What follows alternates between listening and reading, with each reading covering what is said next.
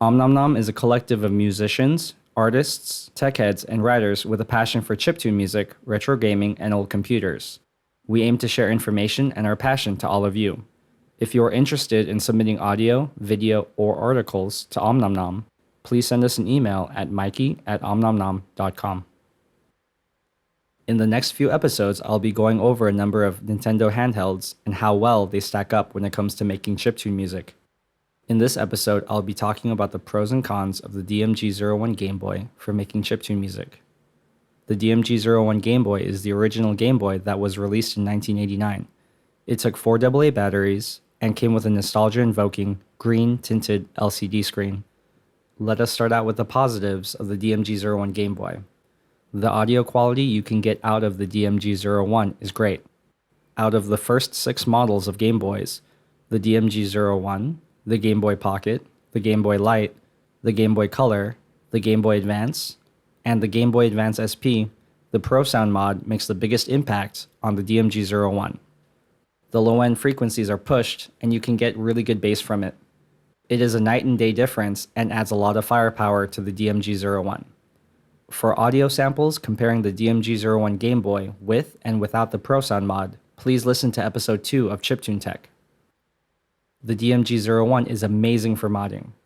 I feel out of all the models of Game Boys, the DMG-01 has the most aftermarket support when it comes to modifications for making chiptune music. You can get backlights, 74HC04 hex inverter chips, variable speed oscillators to adjust clock speed of the CPU, Arduino Boy integration for MIDI implementation, internal RGB lighting, custom colored cases, and even silicone buttons. Another thing that makes the DMG-01 desirable for modding is the through-hole design of its PCBs. A PCB, otherwise known as a printed circuit board, with through-hole components makes things much easier to work on versus a PCB with surface mount devices, known as SMDs, or their related components. Through-hole components are much larger than the SMD counterparts and have larger solder pads to solder to. A shaky-handed novice modder can use most any readily available soldering iron or soldering gun and get into modding their DMG-01 immediately. Starting with the Game Boy Pocket, every Game Boy circuit board thereafter was designed with SMD components. You can still mod these Game Boys and solder to SMD components, but these components are quite small.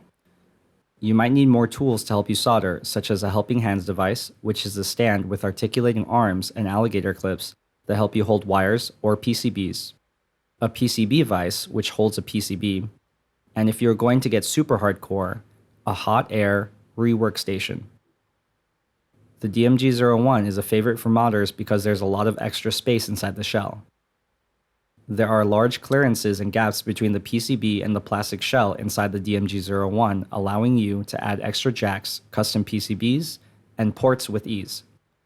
Next, an OG Game Boy modder even integrated a mega memory card, backlight screen, internal case lights, PS2 keyboard socket, LCD breakout socket, and a dual ProSound inside a DMG-01. The battery life of the DMG-01 is very formidable. It lasts upwards of 20 hours on a fresh set of batteries, even with the backlight installed. For those that are looking for more battery life or wanting to avoid using AA batteries, there is documentation of people installing a lithium-ion battery in the battery compartment and a USB charging circuit with overcharge protection within the case. Now to the cons. The LCD screen that comes with the DMG-01 is usable but lacking. The contrast of the pixels aren't as sharp or as crisp as the Game Boy Pocket's LCD screen, and the screen is not lit. For people that are looking for sharper looking, more clearly defined pixels, you can perform a bivert mod to the screen. This is usually done in conjunction with a backlight mod. The bivert mod requires polarizer film and a 74HC04 hex inverter chip or similar chip or hardware. The polarizer film usually comes with DMG-01 and Game Boy Pocket backlight kits. It looks like a thin sheet of tinted plastic that is cut down to the size of the Game Boy's LCD screen. For those doing the bivert mod, remember to remove the protective layers of plastic on the front and back of the polarizer film, or your screen won't display correctly. The polarizer film can be installed oriented at a 0-degree angle, but if you rotate it 90 degrees, the dark pixels will invert to a lighter shade and the lightly shaded pixels will turn dark.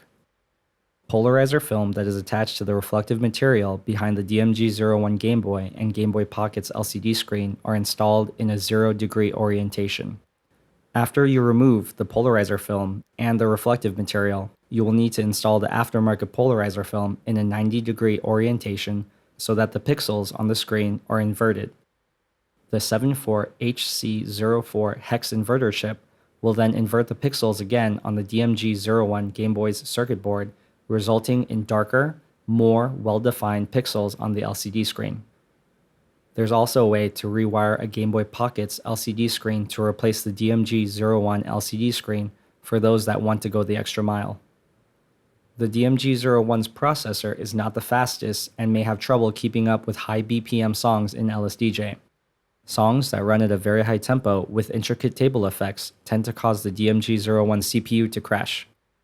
The DMG-01 even experiences some trouble with being able to play back the noise channel accurately, at times skipping entire notes, if there are multiple noise channel instruments with varying shape commands. I wanted to see if the issue with the noise channel had to do with the CPU itself, so I swapped out the DMG-01 CPU with the CPU from a Super Game Boy, and it did not make much of a difference. The Super Game Boy was designed to play DMG-01 Game Boy games on the Super Famicom and Super Nintendo. The only real difference I noticed on a DMG-01 with the Super Game Boy CPU was that it skipped the splash screen where the word Nintendo slowly falls from the top of the screen. There is currently no method of upgrading the CPU to a point where it solves these issues. The timing crystal that the DMG-01 CPU operates with runs at 4.194 MHz, and the timing crystal that operates in the Super Game Boy CPU runs at 4.295 MHz. That's a 2.4% difference in speed. I suspect that maybe running a timing crystal that is clocked at double the speed of the DMG-01's timing crystal might give more promising results. But since the Game Boy's processor will be running at twice the speed, the song's tempo would need to be dropped to half of the original song's speed in order to play at the correct speed.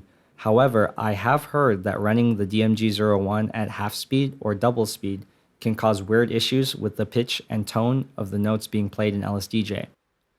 There are definitely other Game Boy models that can handle higher tempo songs with intricate table effect commands better than the DMG-01, and those will be addressed in future episodes of Chiptune Tech. As of the time of this recording, December 20th, 2016, DMG-01 Game Boys are plentiful in supply and are cheap.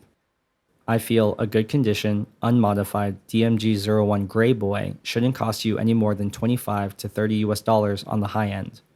Play It Loud models may cost more depending on rarity.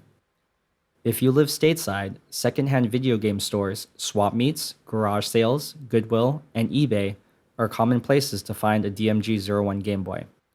You may also be able to find modified DMG-01 Game Boys on chipmusic.org.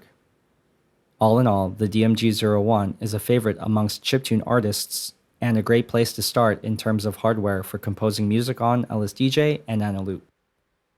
If you're going to start out on Nintendo hardware, I suggest starting out with the DMG-01 Game Boy. All relevant links about topics I talked about will be listed in the annotations of this episode on omnomnom.com, and they will also be listed in the YouTube description of this video. If you have any questions, concerns, or comments, we'd love to hear from you, the listener. Please send us an email at mikey@omnomnom.com about what you think, what you were thinking about, what your favorite color is, or what you want to hear about from us in the future. That's it for me. For this episode of Chiptune Tech, thank you all for listening, and again, happy modding.